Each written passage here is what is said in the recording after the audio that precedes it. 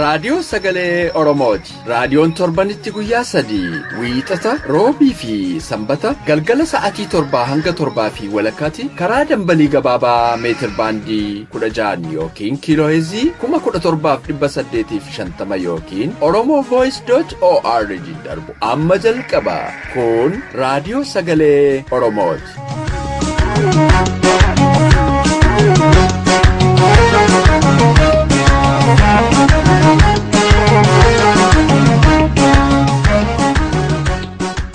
Akkam ooltan dhaggeeffattoota keenya kabajamoo. Kun qophii keenya Roobii reediyoo sagalee Oromoorraa yeroo kana isiniif darbu. Qophiilee keenya beeksisuun kanan isin wajjiniin turu Anayyaantu Dameeti. Qophiin keenya har'aa oduu fi qophii mala jireenyaati. Muuziqaa torbees ni qabna. Hanga qophiin keenya xumuramutti akka nu wajjiniin turtan isiniin affeera. Amma gara oduuttan isin dabarsa.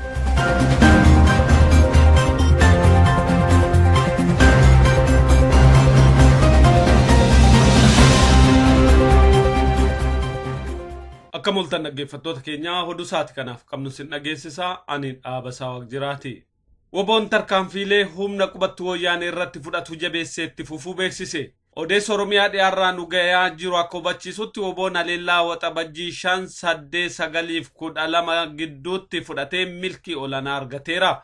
Woboon godina dhiyaa tarkaanfii bakkoota adda addaatti humna diinaa irratti fudhatee loltoota 167 ol hojii ala taasisuu beeksiseera. Ajajaa waraana bilisummaa Oromoo godina dhiyaa Kumsaa Dirribaa gaaffiif deebii Saabaa waliin godheen akka beeksisetti waraanni bilisummaa Oromoo godina dhiyaa waxabajjii 8/2018 halkan keessa sa'aatii 4 walakkaa irratti qubsuma waraana wayyaanee magaalaa Gimbiitti argamu weerareera.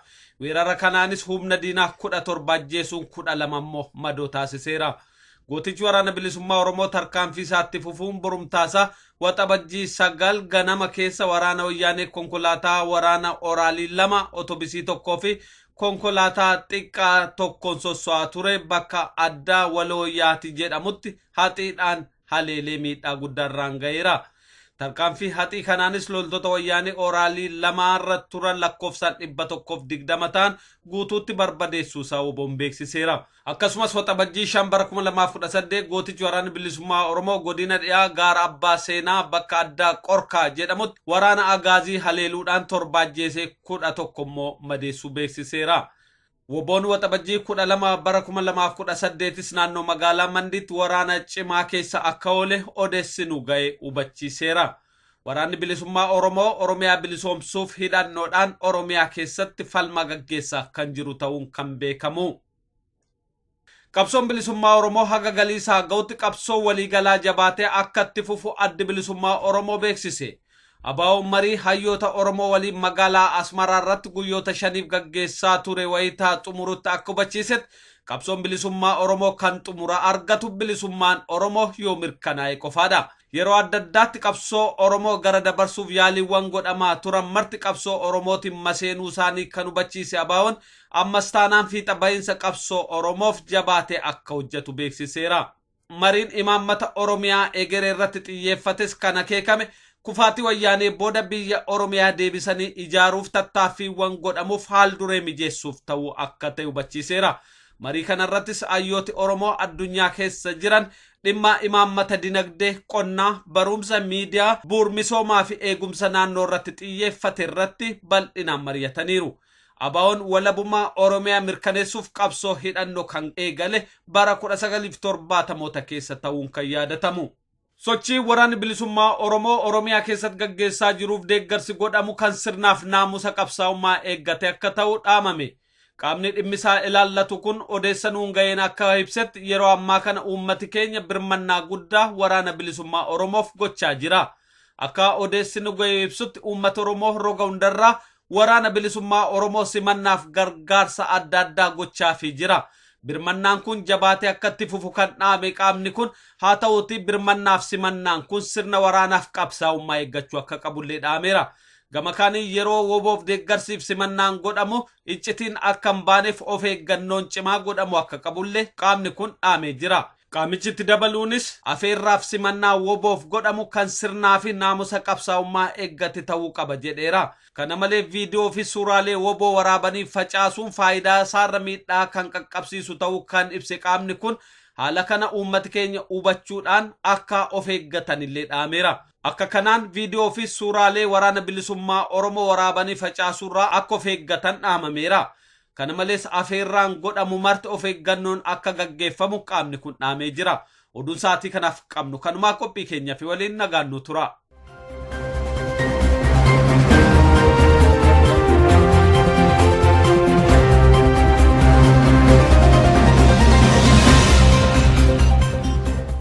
Amma immoo qophiin kan wallee torbeeti. Ittaansee sagantaan keenya idilee mala jireenyaatu dhiyaata. Amma gara walleettan isin dabarsa.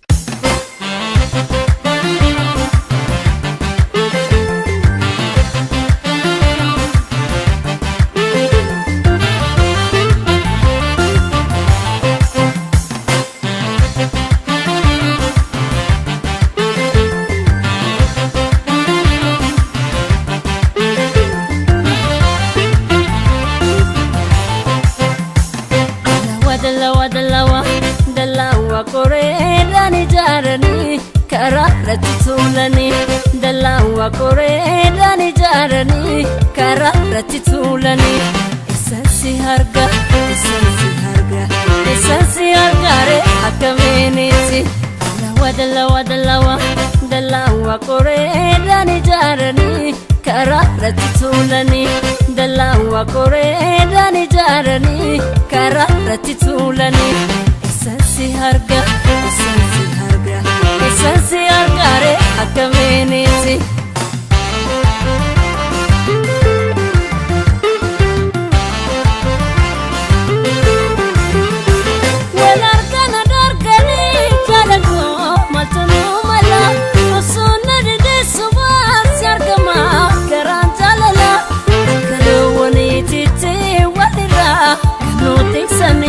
nafsitu waljaalate markaba nutisani akalawani titi walira nutisani nafsitu waljaalate markaba nutisani yadan ipate iniradini anusitira yadan tinkamte iniradini anusitira yadan ipate iniradini anusitira yadan tinkamte iniradini anusitira yadan ipate iniradini anusitira yadan tinkamte iniradini anusitira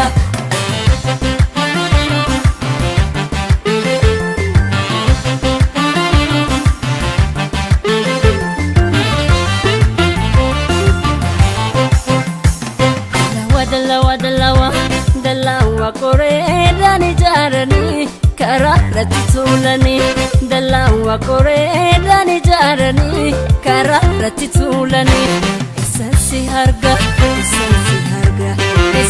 hargaare akkamiinitti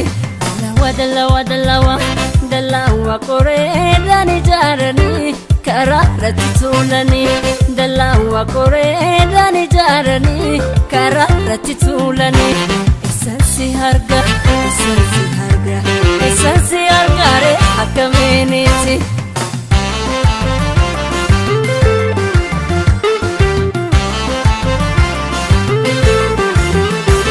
akkaan nu fageessanii keenya garaa nu fageessanii biyyarra si baasanii osoo anaa si nadeessanii eessallee jiraadhanuu ni dhufaa nafuusii jala hinkalleef hin beekne isaan nu banne hiika jaalala eessallee jiraadhanuu ni dhufaa.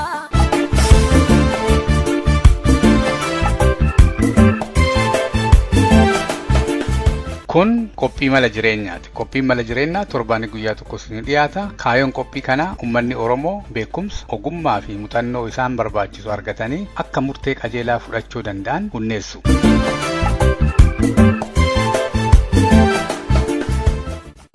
Akkam jirtu dhaggeeffattoota keenya, ani qopheessaan keessan Aliyyii Galatooti. Torbaan darbe waa'ee dhaabni tokko akkamii uf laalaa yookiin akka uf gulaalaa ka jedhu milkaa'uuf jechuu laallee turre. Adda immoo kutaa sadaffaatiif kadhumaa isinii dhiyeessa. Torbaan darbe waan moodelii yookaan akkamitti akka inni ijaaramu qaburraa dubbataa ture. Kabiraa wanti dhaabni tokko itti uf laaluu qabu waan hojjetu kana warra hojjetu akka isaan beekan godhu. Warra waan kana yoo dhagayani sirraa bitan, si gargaaran, si deeggaran biraan ga'uu qabda. Waan amma marketing jechuun organizational market. Dhaabni ati ijaarte kuni warra ati barbaaddu bira ga'uu qaba. Isaa kana akka adda addaatitti qophoofteeti akka isaanii galutti bakka isaan jiranitti haala gaarii isaan fudhachuu danda'aniin namoota waan kana yoo himan fudhachiisisuu danda'aniin waan kan kee kana dhiyeessuu qabdaa jechuudha. So marketingiin organizational marketingii illee waan dhaabni tokko wanti nu hojjetaarru haga feetee hojjattee haga waan barbaadde tolchitee waan bareedaa meeqaa kan nama gargaaru waan meeqa hojjatteeti yoo waa ati hojjatte kana warri ati hojjatteef yoo ka hin beenne taate akka waa hin hojjanneetii jechuu isaaniif. Kanaafuu kunillee waan dhaabni tokko itti kufu keessa yookaan itti milkaa'u keessaa tokko jechuudha. Hojiin tokko guddaan waan hojjatte kana warra waan san barbaadu biraan gayanii akka isaan beekan godhanii akka isaan argatan godhuun hojii guddaa jechuudha. Kun amma laaffinna akka Oromootitti qabnu jechuudha. Walumaa gala waan hojjetan kana dhiyeessanii akka gaariitti namni akka fudhachuu danda'utti dhiyeessuu dadhabuun kun dadhabbii jiru garuu amma wayyaa adeemaa jechuudha. Kun ammoo wanti dhaabni tokko itti uf laalu waan hojjettu kana warra biraa waan kana hojjechuu barbaadan yookiin ammoo waa ati hojjettu kanarraa mirqaana gammachuu qaban laalteeti isaanitti hidhattaa jechuudha. Waan amma organizational network jechuudha.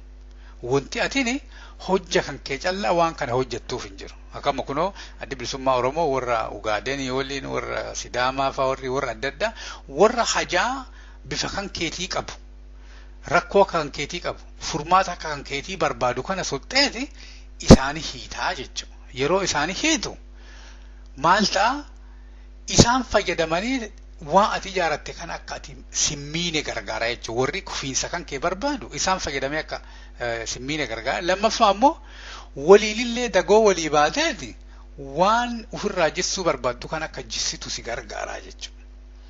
Akka biizinasaatitti ammoo waliin taatee waa liqeeffachoo ta'e waliin taateeti poolisii mootummaa dhiibuu ta'e waan adda addaa irratti gargaaraa jechuudha. Kan biraan dhaabni tokko kan itti uf laalu waan amma organizational politics. Dhaaba keenya kana keessatti siyaasa akkamiitu jira? Siyaasa jechuun organizational politics jechuun dhaaba tokko keessatti namni tokko waan dhaaba sanii uduu hin taane fedhii ofii guuttachuuf waan namni godhu jechuudha. Silaa dhaaba waan waloo hojjechuu isarra jiru waan dhaaba san gabbisu dhaabni sun yoo gabbate innillee waan achi keessa hojjete argatu dhiiseeti akkaataa ufitti gabbisu akkaataa waan san keessaa waan guddaa irraa buufatu irratti hojjetaa jechuudha. Kan akkami godha namni gariin waan ofii hojjanne akka waa hojjeteeru ta'a. Nama hojjetaaru akka achi ari'an goosisiisa. Akka hojiin hin hojjetamne akka waa rakkoon guddaan jiruu godha. Akka waa hammeenni badaan jiruu godha. Dubbii nama himamuu qabu akka nama bira hin geenye fagoosisa. Haala adda addaa achi keessa uumameeti inni kun isa malee dhaabni kun akka faayidaa guddaa hin qabne tokkotti yookaan immoo sababa isaa dhaabni kun akka waan milkaa'aaruu godhaniiti akka angoofatti kennan akka yoo horii kaffalan taate horii adda addaa akka ida'aniif warra achi keessa hojjetullee akka isaan akka isa sodaatan akka influensii nama godha jechuudha. Kanneen lala jechuudha. Inni kunillee amma gufuu dhaaba tokko keessatti rakkoo uumu keessaa tokko. Kanaaf dhaabichi suni poolisii pirosiijarii akkaataa wanti adda addaa diriiree itti dalagu yoo hin qabaanne namoonni achi yeroo baay'ee namoonni akkanaa kunneen achi keessa baay'ee milkaa'an. Sababa namoota hagootanii wanti guddaan hojjetamu xaariin guddaa itti bahe horiin guddaa itti bahe uduu milkoofne hafa yookiin ammoo yeroo dheeraa fudhata jechuun milkaa'uuf. Kanaaf dhaabni tokko deebi'ee siyaasaa as keessa deemaaru kadhaaba keenya qancarsu maal fa'atu jira jedheeti laaluu qaba. Isaa kana laaleet yeroo yerootti wayyeeffachuu qaba jechuudha. Kabiraa dhaaba tokko akka milkaa'u yookaan immoo akka kufu waa isa godhu keessa tokko dhaabni tokko pilaana lafaa qabaachuu qaba. Nu barana kana goona. Waa akkanaan goonu, waa akkanaan goona. Kanaaf goona. Jedheeti waa wayii lafaa qabaachuu qaba. Dhaabni pilaana hin qabne waan diidaa namni itti kenne hojjeta. Wanti namni diidaa itti kennu yeroo baay'ee waa warri diidaa barbaadu malee waan dhaaba sanii waa godhuu miti. Kanaaf yeroo adda addaatitti dhaabni tokko pilaana ofii lafa kaayateeti nu'u barana kanarra hojjanna. Kanarratti hojjannu. Warra biraati hojjetaa yookiin hin barbaachisu yookiin nu laalu jetteet waa wayii lafaa qabaachuun guddisee barbaachisaa jechuudha. Kabiraa dhaabni tokko humna ofii ilaaluu qaba. Yoo humna kan keellaalle bakka hin taane irratti akka malee dhaamta. Humni nu qabnu maali? Humni kun ka waa namaa godhuu ta'e, ka nama miidhuu ta'e, ka beekumsaa ta'e, ka nama biraa fira qabaatteef ta'e, wamatee haa ta'u beekumsa humni ati qabdu kun humna akkamiiti? Maaliin godhuu dandeenya? Maal nu godha hundi keenya? Hundi keenya kun akkamiin nu miidha? Jetteet humna kan kee kanallee ilaaluun guddisee barbaachisaa jechuudha. Kun ammoo risoorsii maaltu jira? Yookiin ammoo wanti wayii hojjannu kun maal fa'atu jira? Maal fa'a nu barbaachisa? Diidaa wanti wanna jenna. Kun warra as keessa hojjetu kana dhaaba kana keessa hojjetaniif maal argatanii warri as keessa hojjetan? Maal inni wanti isaanii kenninu? Jetteet waa wayii mataa qabaachuu qabda. Yoo warra achi keessa hojjetu ama fakkeenyaaf biyya guddatte kanatti wanti ati bakka kaampaanii tokko dhattee hojjettu horii sii kennanii horii saniif achi dhatta. Yoo ammoo akka madhaaban bakka Oromoo kanneen ta'e yoo achi keessa wanti jirtu maali? Yoo horii kasiin kennine taate bilaashoo ka hojjetu taate maaliif achi jirta?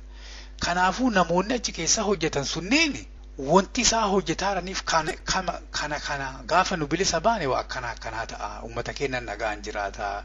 Namni keenya ajjeefamu akkanan ta'u yookaan dhaaba siyaasaa ta'e jechuudha. Waa akkana addunyaa tana biratti illee kabajaa qabaanna. Ijoolleen teenya nagaan guddatti. Maalii taana jettee wanti dhaabni kun isinii kennu waa kana.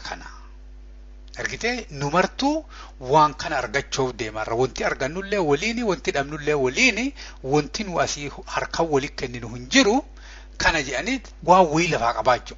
Wama takka yoo hin jiraanne namni hamilee isaa gabbu'aa deemaa jechuudha. Kabiraa dhaabni kun maaltu itti as deemuuf deema waan amma riskii jedhan jechuudha. Dhaabni kun maaltu isa as deemaara wanti badaan. Wanti hamaan dhaaba kana miidhuu danda'u maaltu itti deemaara. Waan hamaan nuti deemaaru kana akkamitti gara hireetii jijjiirreeti akka nu fayyadu godhuu dandeenya haala gara keenya deemu kana ka jedhu laalu. Kabiraa dhaabni istiraatiijii yookaan tarsiimoo ofii qabaachuu qaba. Waan amma hin fidaa kana hojjadhaa kana ta'a jedhu kana akkamitti waan san fida. Waatti lafa kaa'e maaltu ta'amuu qaba bilisa ba'uu qabnaa jenne lafa kenne bilisa ba'uuf ammoo haala jiru kanneen mara laaleeti haala kamiin yoo hojjadde dafee bilisummaa fiduu danda'a ka jedhu laaluu qaba. Wanti inni lafa kaa'ateeru kun yeroo yerootti waa hojjetu moo waan hin taane jedha istiraatiijii ofii kana yookaan tarsiimoo ofii kana illee laaluu qabaa jechuudha. Kun ammoo wama hojjetu kana maaliif akka hojjetu warri achi keessa hojjetullee dhaabichillee beekuu qaba. Tiyoorii wayii qabaachuu qaba. Tiyoorii hin jiraame waa akkanaatti dhalatee wanti akkanaa eega dhalate wanti akkana ta'uu qaba. Jettee waan wayii tiyoorii wayii kan nama marattuu himte namni martuu fudhateeti akkuma kitaabaa kanneen jechuudha. Fudhateeti ittiin bulu wayii garbummaa kun isloogaanii kanneen fa'a.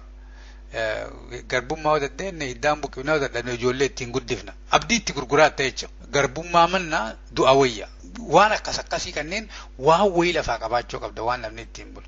Kun ammoo yeroo adda addaatti dhaabichin namoonni as keessa dalagan kunneen akkamitti waliin dalagani? Namoota waliin dalaguu danda'an kaayaa moo dhaabichin namoota waliin dalaguu hin dandeenye bakka tokko naqee akka isaan wal dhaban godhaara. Kanaafuu yeroo adda addaatti waan amma team dynamic akkaataa namoonni adda addaatti walii hojjechuu danda'an haala san mijeessuu ta'e namoota walii hojjechuu danda'an filanii achi keessatti bakka tokko waliif fiduu ta'e hojii bifa tokkootiin waliin ramaduu ta'e haalli sunillee waan amma dhaabichin wanti sun akka hojjanne dhoogu keessaa tokko waan maraa qabaatteef namni waliin dalaguu dadhaba. Wanti namni waliin dalaguu dhabeef sababa namoota saniitu hin taane sababa ati namoota waliin fakkaanne waliin hojjechuu hin dandeenye ati tolchiteettuuf yookiin ammoo namoota adda addaa fiddeeti meeshaa qajeelaa ittiin kennine. So settingiin isaa qajeelaa waan hin taaneef jecha namoonni waliin hin dalaganii jechuudha. Kun dhaabichi yeroo adda addaatitti maal oomishaaraa maal inni dhaabni kun jedhiseetu manqaa qabu akkana goonamu akkana taana jedhamu maal inni outputiin isaa. Fakkeenyaaf dhaaba siyaasaatti isin deebisaa adda bilisummaa Oromoo fudhatte waggaatti nu'u nama haganaa kakkaayoo miseensallee yoo hin taane kakkaayoo adda bilisummaa Oromoo fudhatu nama 500 kaayoo adda bilisummaa Oromoo fudhachiisuu qabna. Diina keessaa nama jajjabaa nama 2-3 ajjeesuu qabna. Humna isaanii gabbuusuuf. Galii isaanii kan isaan adda addaa argatanii nuun miidhaaran kana waa haganaa irraa dhaabuu qabna.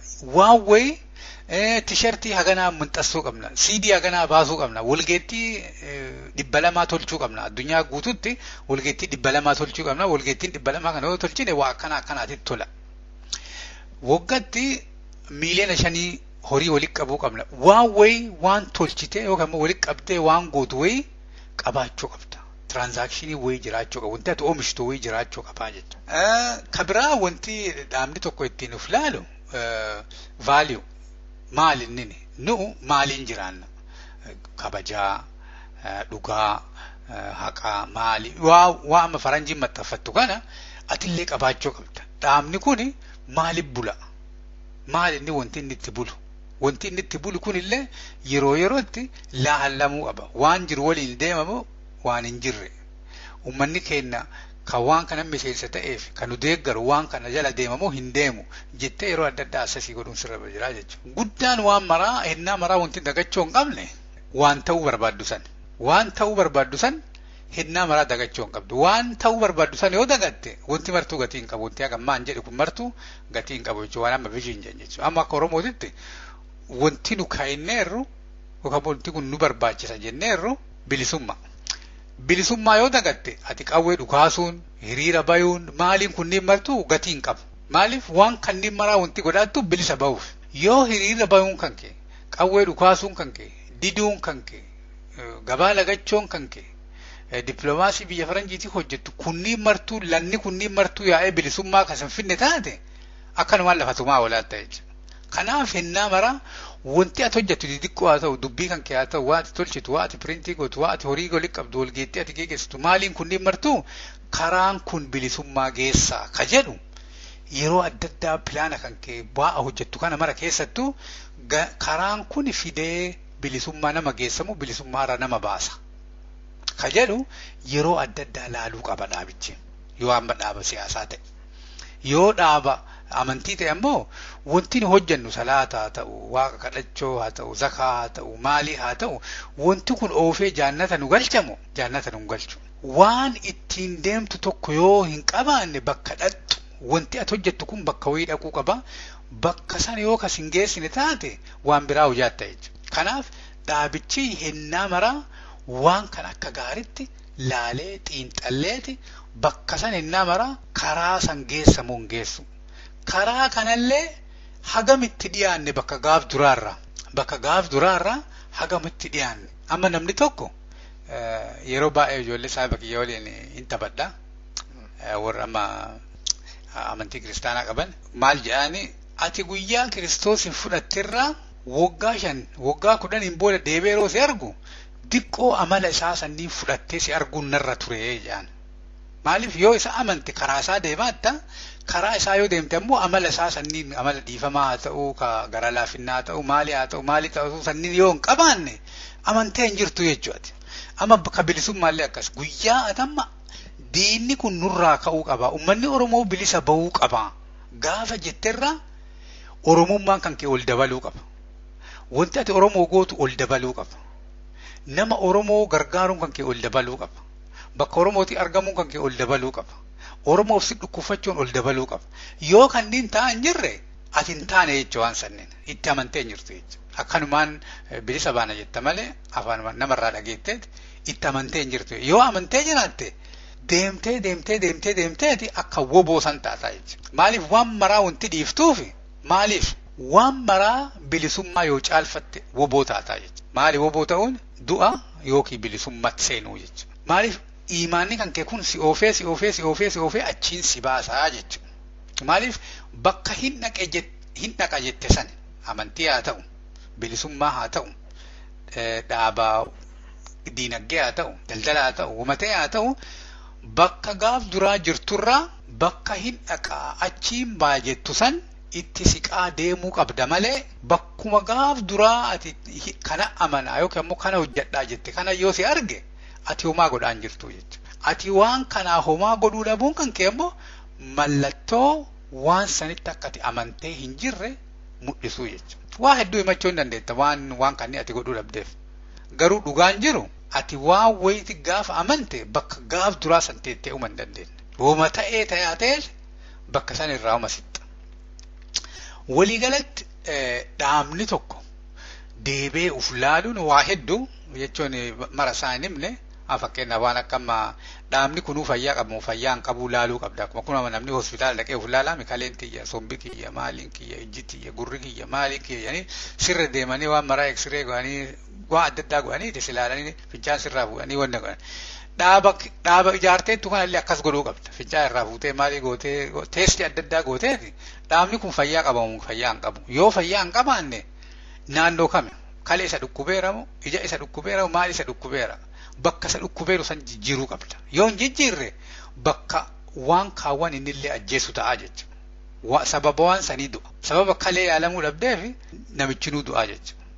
Organizationii illee dhaabni illee akkas jechuudha. Dadhabbii ofii ilaaluun illee waan amma organizationii itti of ilaalu keessaa dhaabni tokko itti of ilaalu keessaa tokko. Dadhabbii kan kee ilaaluu qabda. Dadhabbii kan kee itti ilaaltuuf jabeenya jijjiiruuf. Dhukkubbii kan kee itti ilaaltuuf fayyuuf. Yoo hin fayyine hin duuta. Ofiyyaa illee hin duuta jechuudha. Wanti biraa been jiru be. Haga feete waaqatte amma yoo kalee dusi dhuggaba haga feete du waaqatte haga feete du uffata feete tuffatte haga feete wanna jette si ajjeesuu deemte. Somballee yoo rakkoo akkasii qabatte sombi kan keelle si ajjeesuu deema. Onnee kan kee yoo rakkoo godhate onnee kan keelle si ajjeesa.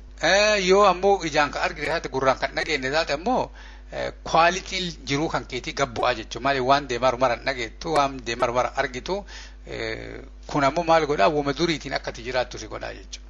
Kanaaf yeroo adda addaatitti dhaabni ijaaramu tokko dhaaba jallaa miti. Amma ijaarsi martuu dhaabuma. Maatiillee yeroo ijaartu tokkuma jechuudha. Nama tokko walitti dabaltee ijoollee yeroo godhattu yeroo adda addaatitti waan walitti dhufteef san lafa keetteet waan walitti dhufteef san ammoo milkeessuuf yeroo adda addaatitti ilaaluun guddisee barbaachisa. Waan kanneen irra deddeebitee ilaaltee waan kana qajeelchuun hedduu barbaachisaa jechuudha. Kanaaf torbaan sadii darbe kana dhaabni tokko akkamitti uf laaluu qaba maal fa laaluu qaba ka jedhu haga wayiitti tuqee ilaaleera. Wanti kana callaa miti hedduutu jira wanti itti uf laalan. Mee waan ijaaramee keessa jirtan kana keessa deemaati ilaalaa akkuma doktoriititti keessa deema kana qabna kana taaneerra jedhaati mee cheeklistii keessan kiyya kanallee irraanfadhaati waan silaa itti ilaaluu qabdani waan keessa jirtan sani barreeffadhaati ilaalaa. Wanti suni akka wanti wayyaa'ee wanti isin barbaaddan sun dafee milkaa'ee bakka tokko ga'u nama gargaara. Kanaaf mee isin martinuu itti ilaalaa isiniin jedha. Maaliif wanti namni irratti wal dhabaarullee waan kanneen tokko wanti inni lolaaru dadhabbii kana wayyeessaa siin jechuuf siin lola. Atammoo waan dadhabbii waan quban qabneef waa'ee qabeenya dhaabichaa irraa haasofta. Kun ammoo namicha hoogganaaru tokko gaarii hoogganaan jiru jira. Kun ammoo humna hin qabdu homaan fiddu jedhee si dhiisaara jechuudha. Kun ammoo waan itti bulan hin qabani jedhee si wanna jedhaara jechuudha. Kun ammoo akka itti ijaarameeru qajeelaa miti jira. Kun ammoo waa isaanitti deemaaru kanaa quban qabanii jira. So maal taata ati ammoo waan namni martuu wanti namni kunniin martuu beelaalee si himaaru kun qajeelaa be. Uummanni ennaa maraa uf argaa kan keeti. Uf argaa yoo ilaallatini akka jirtu argitu. Wanti ati argitu wama argaattu jechuudha. Waan uummanni argee si himu kana ammoo arguu hin dandeettu. Kanaaf yeroo baay'ee uf argaa si barbaachisa jechuudha. Akka jirtuuf ilaaluuf uf argaa si barbaachisa. Uf argaa yoo ilaalte bakka wayyeessuun sirra jiru sana ilaaltee wayyeessitaa jechuudha.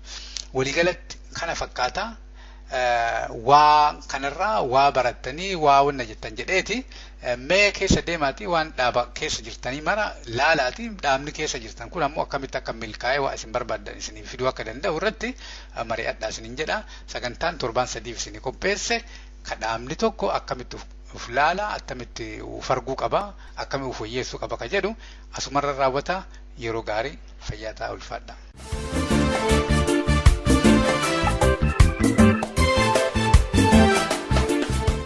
yoonaatti kan caqasaa turtan reediyoo sagalee Oromoo dambalii gabaabaan isinii darbaa ture. Daqiiqaa 30 waan nu waliin turtaniif hedduu galatooma. Qophiilee keenya Sambataan hanga walitti deebinutti nagaan nuuf tura.